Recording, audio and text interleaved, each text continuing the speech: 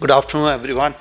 Okay, after listening to some eloquent speakers, so I will come back to aviation. We have spoken a lot about artificial intelligence, uh, and some questions were raised in the previous sessions. So I will take my talk to you on two aspects. First, I will address some of those questions which are raised, and I thought they are very pertinent in view of the fact that all of us are grappling with some of these questions and we want those answers. All of us want India to do well. So I come back to, can we defend against China? One question somebody raised here. The question, I will give you an answer by an example. I wrote first paper on US swarm in 2017. US swarm and an emerging capability. It was published in Asian Defense Review. I'm not a technology expert per se. I'm a helicopter pilot, but somehow I got into this domain because I was doing some research. 2017, when I asked some of the top experts on technology in India, what is the roadmap of swarm technology? Somebody told me 2030, somebody told me we don't know. We wrote that paper. Air Force launched a competition called Meher Baba competition on 8th October 2018. And today you see swarm is there in India. If you see what happened in 26 Republic Day parade, and after that beating the retreat, swarm was displayed. They were all participants of swarm. And remember, when China decided to show us a swarm during Gulf War conflict by supplying ration to the troops to indicate that they had a swarm capability, 3 months later we demonstrated armed swarm to them on the Army Day on 15 January 2021. That is a capability of niche and disruptive technologies. So we can give back provided we take the ownership of the new technologies. Is the leadership. It is not the technology, it is the leadership. Indians need a foreign OEM to harness their capability. We can be their CEOs, but we need a foreign chap to lead us. Why? Because Britishers led us. They told us when they left, I remember when World War II was happening, the technology was not shared with Indian. They were told, you maintain the aircraft, you maintain the systems, we will take the leadership. But now the new generation in India has to think differently. Remember, all of you, those who are going abroad, you are looking for a leadership from on your top, and then you excel. Let's create that leadership here. So your question, sir, can we create leaders who can aggregate the talent available in India? We don't need technologies, we need the leaders. We need the owners who can take the ownership. We will take this India. And that talent is available within India, but it is dispersed, it is in silos. Let the talent be in silos. Few leaders can change it. I'll give you an example how Abdul Kalam achieved it. It's the same country, same problems. He did it in India. It is Sridharan. You can't remove a temple. He created metro, removing everything which came on the way with the leadership. Satish Dhawan, he built space system in India despite the limitations of economy and the Indian democracy. Similarly, white revolution, green revolution, so it was the leadership. Wherever leadership has come, we have performed. Wherever we have a technology and we have lacked leadership, we have not performed. Because technologists will go and work for the best because he gives up at some time. The moment we have a leadership, we do it. I also would like to differentiate between, indigenization. I wrote first paper, Make in India in civil aviation, Make in India in military aviation, US swarm, and PLA, China's US swarm, a leap in cutting edge technologies. When I started writing this, I also thought Make in India was a great initiative. Then I read a quote by Abdul Kalam. He said, Make in India is a great initiative, but we should remember, it should not make India low value, low technology industry of the world. So I rethought that. Then I realized Indian government came with Atmanirbhar.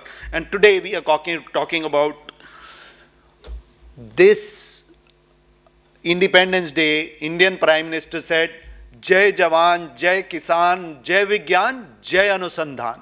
Why did he say Jai Anusandhan after Make in India Atmanirbhar? He realized that his message has not gone down to the people.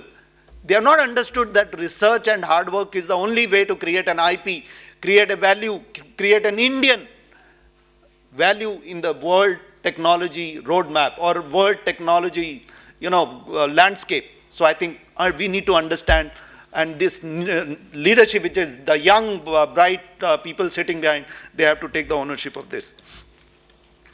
LCA, Tejas, we have 2 squadrons. We have an order of 123 aircraft. Increasing the number of aircraft, I am very closely studying the aviation industry, is not a problem. You place order for 400, they will create 48 aircraft per year.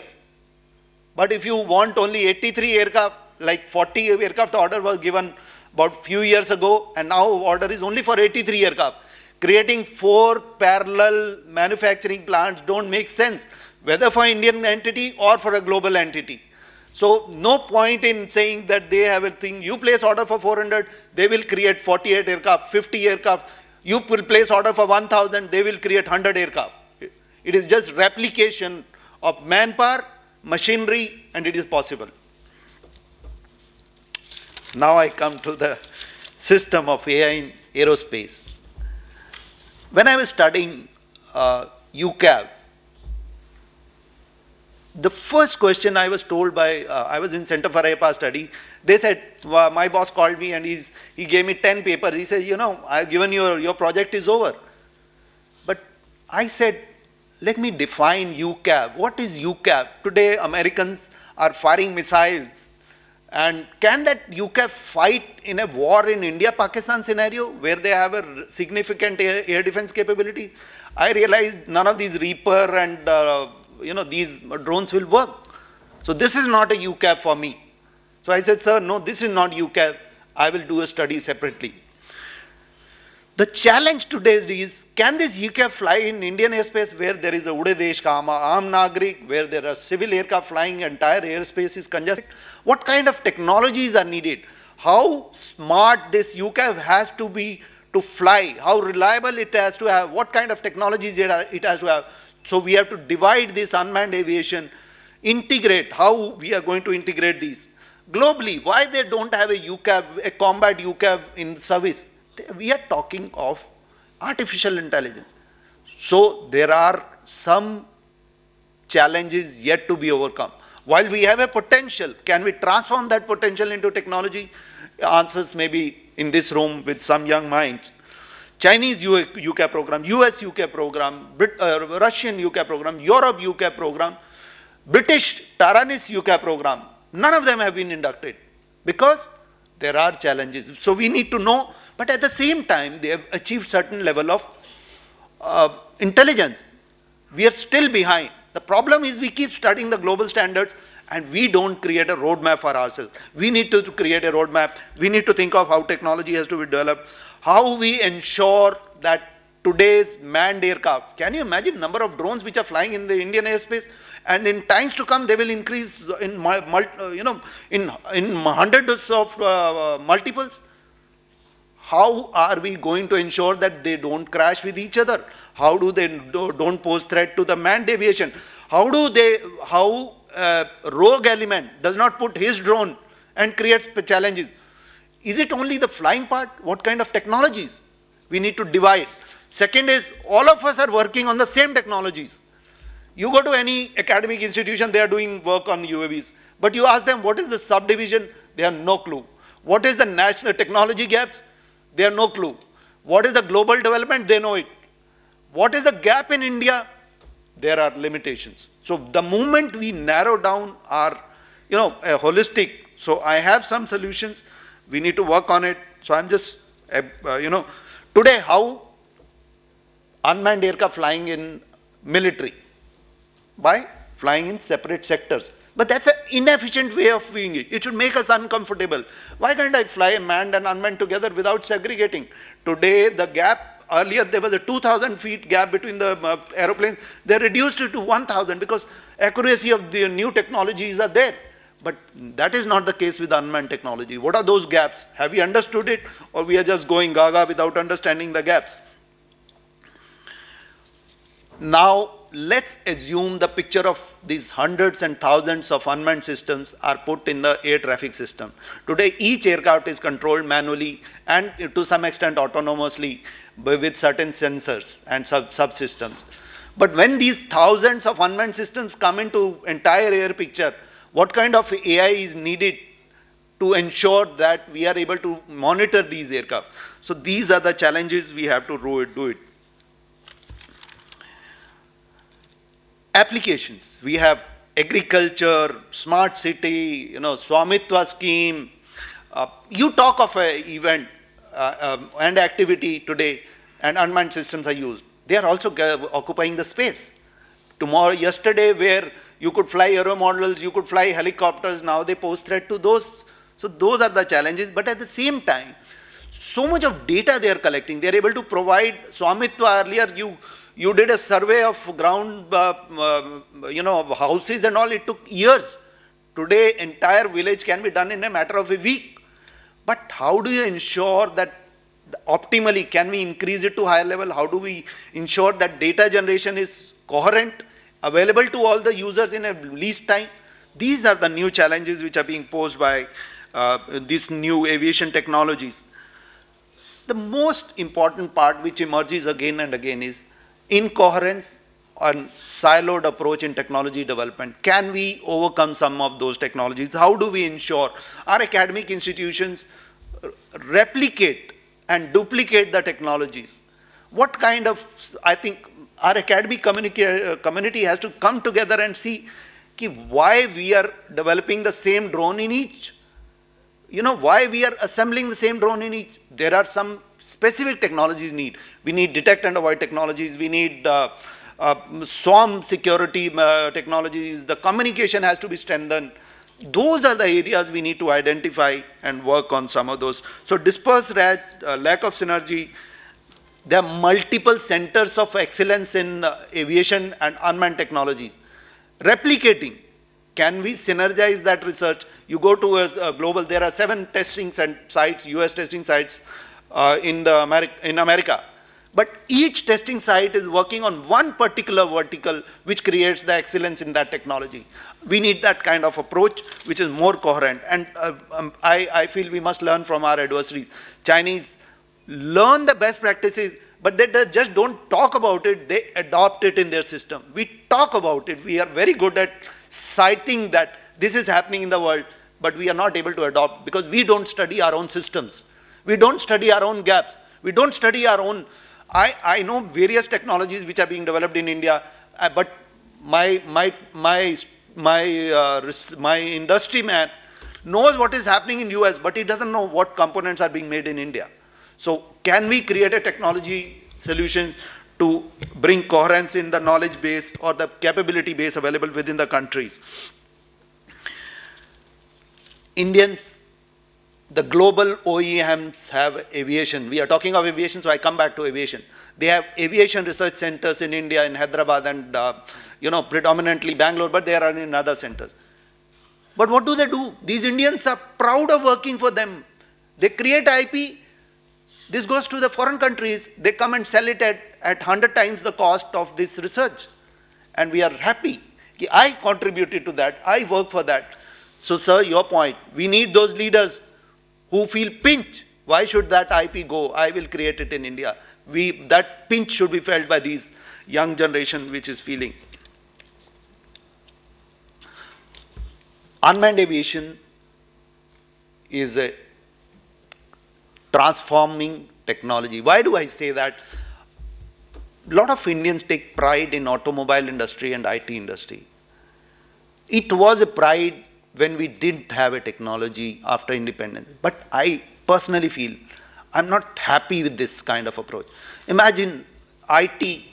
We talk of IT, but how much of IP of IT is there? How many operating systems? How many, the really Indian-owned technologies exist in India?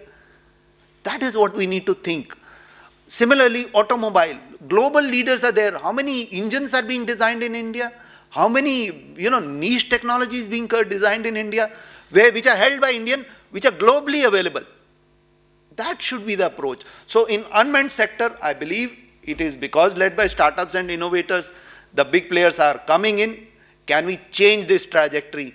Can we bring an aviation ecosystem? Can we bring an aviation industry in India, which is designed by Indian, IP is held by Indian, and it is available worldwide for the global players? There are examples of Indians owning technology. Other day I was listening to a lecture on Vimana Shastra. But imagine Vimana Shastra is being studied by American institutes, German institutes, and UK institutes. And here, one odd person talking as an individual capacity, and they are working in an institutional manner to learn those technologies and implement. Some of them have developed some of those systems to demonstrate the capabilities of Vimana Shastra. So that is the potential of this. So aviation sector with AI, all these technologies which I have talked about, AI will play a major role in transformation of US technologies. Remember, the critical factor which is missing in US is a man. The brilliance of man, despite the claim, continues to be the single most factor which differentiates between the exceptional performance and the little less than sub-exceptional performance. Even the smartphones or the autonomous systems or the intelligence systems are still being developed by the man. And that part we have to remember. And the smarter AI systems or intelligence systems will continue to be developed by man if man continues to think the way it is innovating, the way it is thinking. That's all I have for you. And I hope I can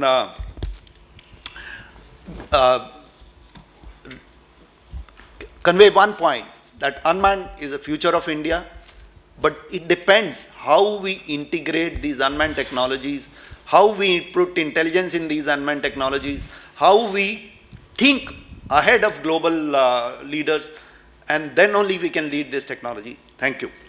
Are we taking questions here? Sorry, this side. Yeah, sure.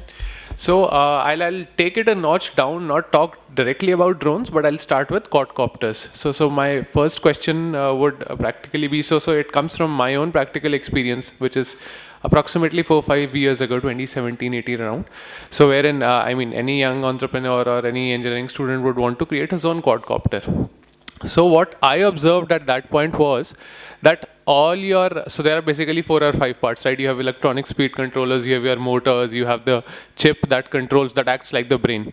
So all those parts were being sourced from Chinese firms only. Even in Delhi, if you wanted to make anything of your own, forget drones, I'm talking about quadcopters as of now. Anything you wanted to make or create, first of all, it was an assemble your own thing kind of a thing. Even there, I wouldn't even go say 90%, 99. It was 100% Chinese-owned stuff. So my first question is, A, in this duration of 5 years or so, has anything changed? And B, would you be willing to point out a few sources for the audience around here that if we want to build something of our own now, would you have some references of Indian firms who are doing it, who are, I mean, frames and all is fine. 3D printing plastic is okay. But the intelligence part of it, because those Chinese components do not work, honestly, and it is very, very tough to, reconfigure them. So I'm coming more from a technical point. Thank you. I think I'm also part of a study group on unmanned aerial systems. I agree with you, but in the last 5 years, as you said, there are startups who have developed. The problem again lies in aggregating these capabilities. So, there are companies like Trishula Systems of Hyderabad is developed motors, propellers. Similarly, there is a Zenester in Gujarat. They are also developing. Absolute Composites in Bangalore, they are developing, propellers, structures, and they are developing not only for India, they are developing for global companies. So, similarly, there are companies who are looking at some of the futuristic design. So, there are companies, but the challenge today again is most of the Indian, I will say, industries and academic institutions have more access to the Chinese and the global players. They have more faith in those.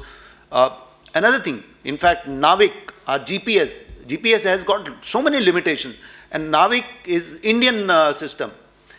There are companies like Elena Systems of Bangalore. They have developed a Navik module. You can put it on this. It is safer.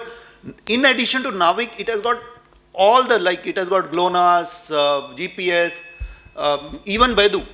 So despite having those receivers, it has got a Navik. So Indians have it. We need, aggregation of these capabilities. So potential is there, and we have a lot of Indians coming up. But my concern remains that we are working in silos. And correctly, as you said, so assembly versus buying a ready-made quadcopter or drone. So there's a drastic difference. If I assemble it on my own, it'll barely cost me 10K. If I buy it ready-made, it starts from a lakh or so. At least back then that was the case. So is there a possibility yet to, get these OEMs, as you said, and, procure it part by part while, staying in touch with the Indian manufacturers? See, details I can talk to you separately. Ministry of Civil Aviation has launched drone rules, drone certification rules, unmanned remote pilot training rules. There is a ban on import of complete drone, but there is a allowance for import of component. So there are multiple things. We can have a, we can meet off the line, and outside we can discuss it. So it's a potential is there. We need to work together. It's a promising industry. It has a potential to change the trajectory of Indian industry and technology. Let's work together. Sir, a question. Like extension of the previous talk on my question, you were talking of synergizing, and it's very, very interesting. But just to give you a simple example of synergizing, way back of 83, I passed out from IIT till today, almost 90% of my classmates or whatever you're talking of abroad, and maybe about 5-10% are who are still in India for 40%, expecting some time that this will come. And we have been trying even in education or something for a simple thing, like even for an engineering entrance for students, they have to write to JEE also, AICRA also, and the private engineering colleges also. And for design, which is handled only by IDC, IIT Bombay, and IIT Guwahati, IIT Delhi, and NID. Even within these institutes has a separate NID entrance and a seed exam. Sir हमारी education system में, engineering में, इसमें हम synergise करके एक साथ नहीं ला सकते. आप इंडस्ट्री को कैसे आप एक्सपेक्ट कर रहे हैं? I have one or two suggestions here. We talk, put it down in writing, take up at an appropriate level.